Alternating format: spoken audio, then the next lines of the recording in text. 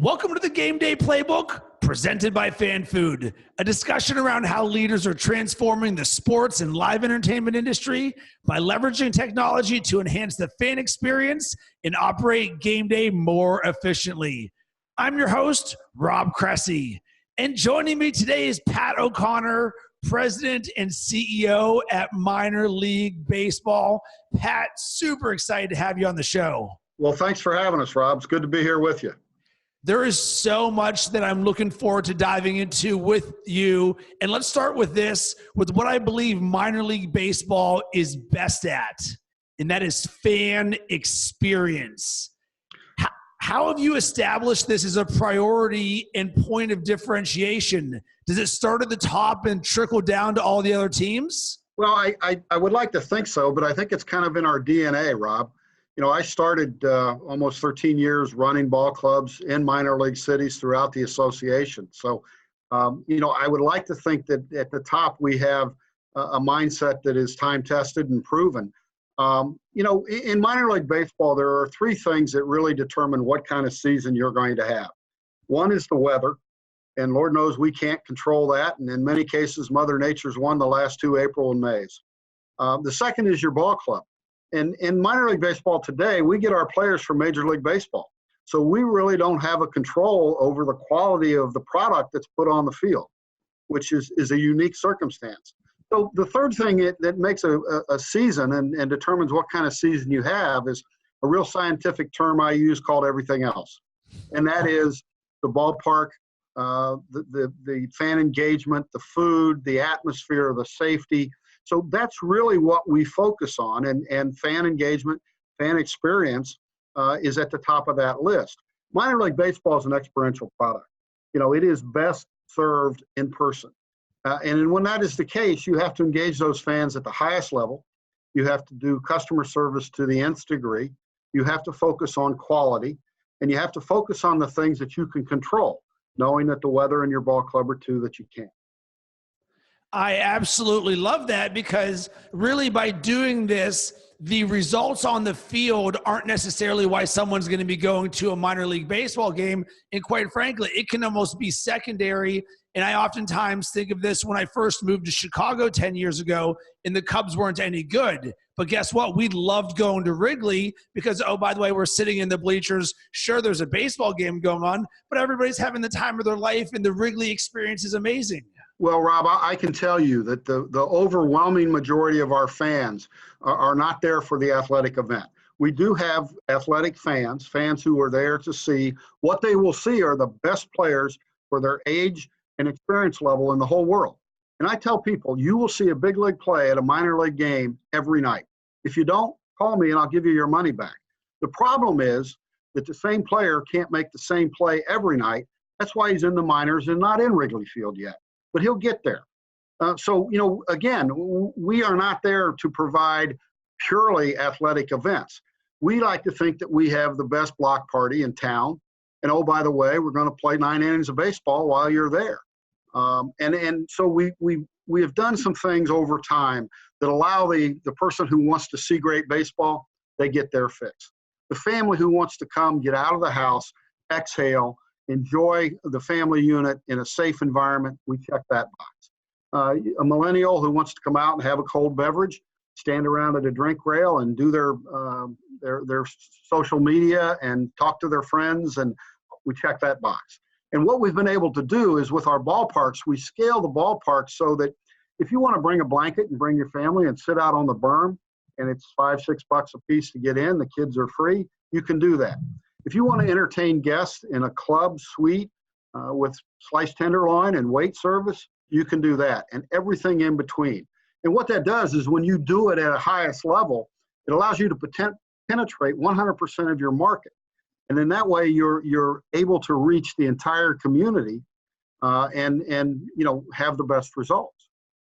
So let's talk about fan retention, which is sort of very similar to what you're talking about here. So even though I can have an amazing experience once and maybe even twice, what is your mindset for how to increase fan attention so that when I'm making the decision on a Friday night, hey, what do I go do? Where am I going to spend my money? Or I can think about minor league baseball first as the option? Well, I think as a human race, we're curious. So I'm a true believer that the first visit is the easiest. I can get you to come once. Getting you to come back that second, third, or on a regular basis is the real challenge. And that's where customer service is clearly important. You know, we don't go places that we don't feel welcome, we're not treated well, especially when we're talking about spending our discretionary time and our discretionary income. But then we also have to follow up, and we have to communicate to you, Rob, as a fan, in the way that you communicate every other day in every aspect of your life. That's where technology kicks in. You know, we know more about our fans today than we ever have, but only a fraction of what we really need to know. You know, I never understood when I went to Radio Shack why I had to give them my telephone number and zip code to buy batteries. I never understood that. I do now, because they know exactly where I live, what store I go to, what time I get there, how long I stay, and what I spend. And we need to do that in a non-intrusive way so that we can better track you as a fan and serve your needs and your wants. And more importantly, your wants than your needs. Your needs are human and they'll be taken care of. What we want to do is when you have to make decisions over what you want to do with yourself and your family, we have to be there for you. So that's where technology kicks in. We engage you on your handheld and on your computers, and we can send blasts, we can send specials, we can send all kind of things. At Friday at 3 o'clock, when the decision for the weekend is coming, we can hit you with a blast and say, hey, oh, by the way, we're doing this at the ballpark. And did you know? And we can, you know, get in front of you and your wife and your kids in a way that's non-intrusive, that's inviting and welcoming, and make you have minor league baseball in the forefront when you start making decisions for your family. So given the number of minor league baseball teams and the communication opportunities and knowing how important communication is, it's something that's a challenge for all brands, and being able to communicate in a way that is native to the end user like myself, because a lot of brands actually think like a brand. So number one for them is buy what I'm selling, buy what I'm selling. And certainly the ethos of minor league baseball being experience first. How do you have consistency across the board with the teams, knowing that not everybody's going to have the same social or communication or messaging mindset, but that's really such an important thing because it's going to determine what the customer experience is like offline? Well, this is where I will differ with traditional brands. Okay, we are a series of minor league teams are a series of small businesses, 160 of them all across the country, in every possible demographic and geographic location, 42 states. I wake up some morning, Rob, and I feel really smart. You know, I had a good night's sleep, I get a good breakfast, and I come in here, but I know one thing after 38 years in this business. I'm not smart enough to call Chip Maxon in Sacramento, California, and tell him what to do. He's there every day. So we tend to think like 160 brands with the power of one, the umbrella of minor league baseball. I can't sit here and have my people, who's a very talented staff, one of the best in organized sports, decide what's the messaging for Sacramento or Burlington, Iowa, or Omaha, Nebraska. You pick the city. Those people are there every day. They know their fans better than we do. Our job is to create the environment and the tools and the roadmap that lets them execute at the local level. Because, you know, our teams are local and regional at best. So, you know, we provide platforms and we provide blueprints and we provide tools, but they need to execute, and they can go deeper and broader locally than we can nationally. I dig it. So minor league baseball games are like a mini amusement park. There's experiences everywhere, one of which is concessions. They're always fun and often outrageous options, which are oftentimes very social media worthy. Can you give some insight into your mindset around concessions? Well, it's a celebration of the experience. I mean, it is part of it. You know, when and I'm a lot older than you are, Rob, but when I went to a ball game years ago as a kid, I wanted to know three things. I wanted to know where my seat was. I wanted to know where the concession stand was, and I wanted to know where the bathroom was. Those are the only three things that mattered to me, because I wanted to watch the game, eat the popcorn, have a hot dog, and naturally nature calls. Today, it's a totally different mindset. for young parents, for millennials, for kids. So, food is part of the experience, and we celebrate it. We celebrate it locally. We celebrate it nationally with things like the food fight contest, where we're going to have contests about the most outrageous, the most original, the traditionals. I was born and raised in Columbus, Ohio, and to this day, the Columbus Clippers still have Dime a Dog Night, where their hot dogs are 10 cents. 10,000 people are going to show up and eat way too many hot dogs, but it's part of, hey, are you going to Dime a Dog Night?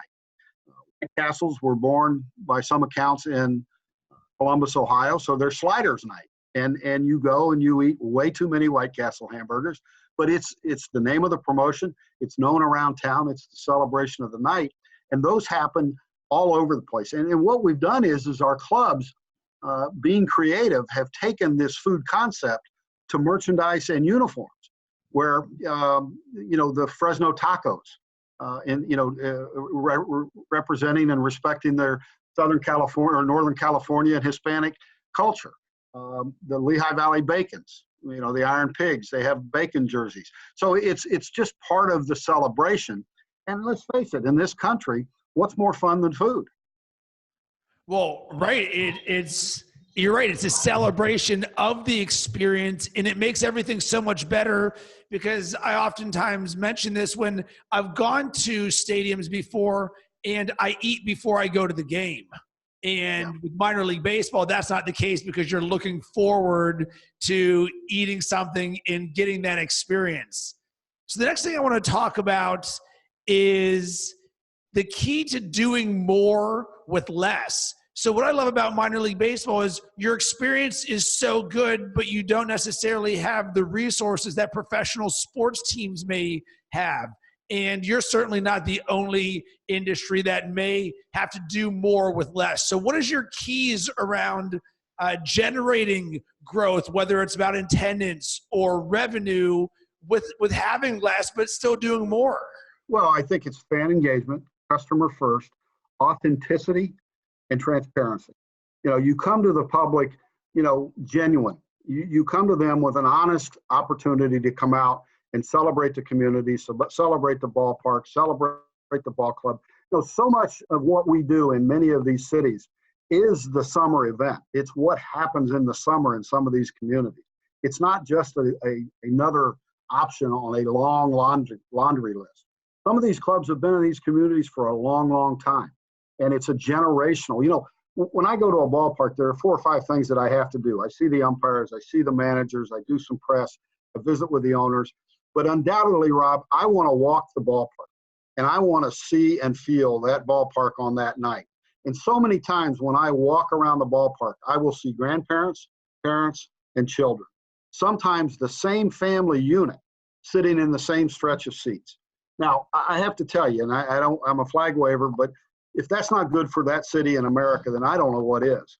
And so I think when you come to them authentically and you come to them respectfully, and it is their team.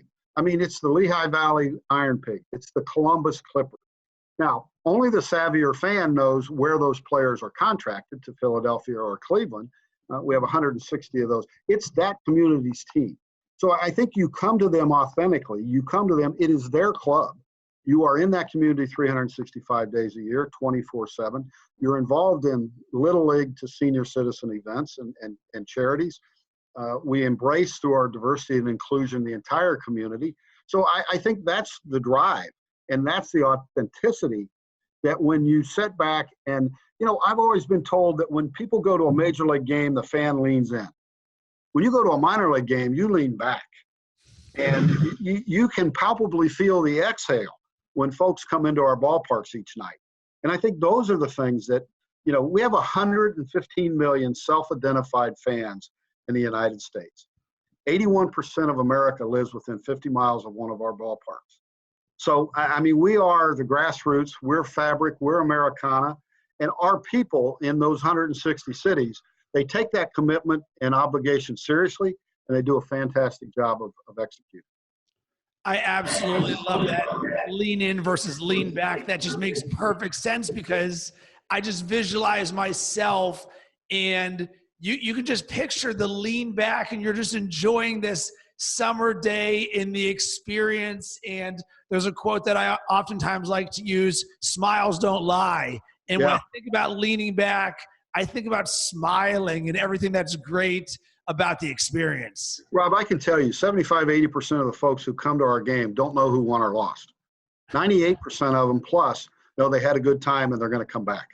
And when you have that kind of loyalty, I would stack our fan loyalty up to any sports organization. They always said NASCAR was the leader in fan loyalty. We're right there with them, and NASCAR does a great job. But our fans are loyal. They're self-identified. They're consistent in their support. Everything from host families for the players to booster club events to Chamber of Commerce, all the way across the board. We are part and parcel and fabric to so many of these communities across the country.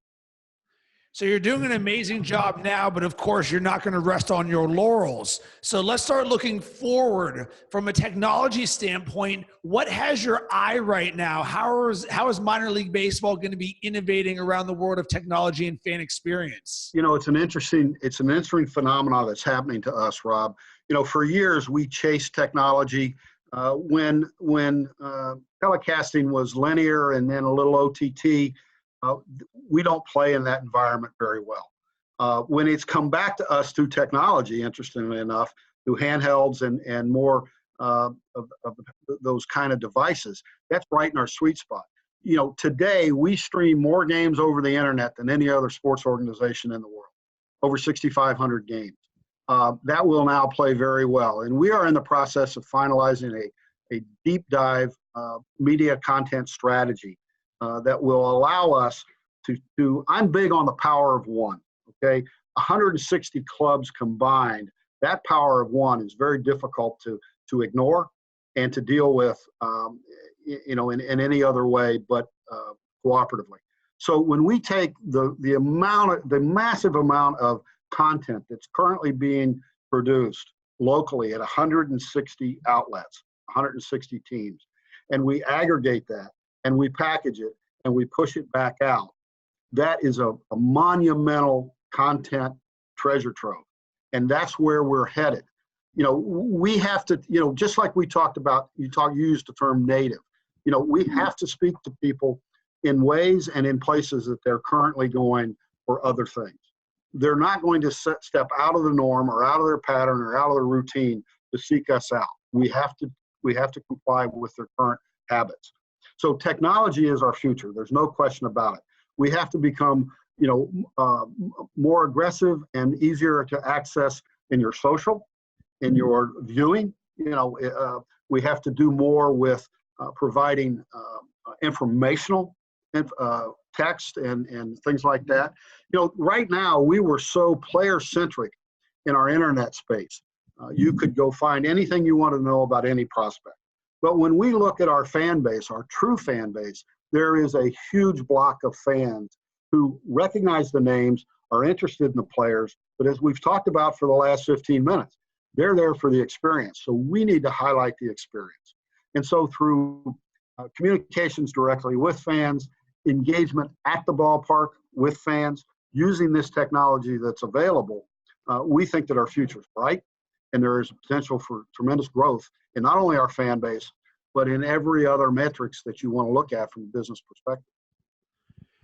I absolutely love that, Pat. I love your mindset and the way that you've approached everything, and you've got such a wealth of knowledge and experience. And for someone listening right now, do you have one nugget that you can share with them that might be able to help them on their journey, whether it's around fan engagement or technology that says, man, Pat gave me this, and it's something that I might be able to implement in my business? This could also be a story from your journey. And I know this is kind of open-ended, but I really want to help provide value to the audience because you certainly know what you're doing. Well, thank you, Rob. You're very kind. And a couple of things. My grandmother told me that you have two ears and one mouth for a reason, and you should listen twice as much as you speak. So I would encourage anyone, in our business, stealing an idea is not a wrong. It's flattery, okay? The competition's between the white lines. Our clubs, in fact, we get together every fall in an innovator summit, and we tell stories and steal ideas And if you don't, then you didn't get the most out of the conference. So don't be afraid to reach out to peers. Never let good get in the way of great. You need to always aspire to a higher level. Never be afraid to work hard. I speak to a lot of young people, and when I was a little boy, my grandma Melvin used to tell me, Jimmy Pat, my name's James Patrick, Jimmy Pat, you keep using bad words, I'm going to wash your mouth out with soap. Well, I tell young people there are two four-letter words that you can use, and not just young people. In this business, there are two four-letter words that you can use every day and not feel bad about, and that's hard work. Don't be afraid to work hard. Don't be afraid to fail. The only way you're not going to fail is if you don't try anything.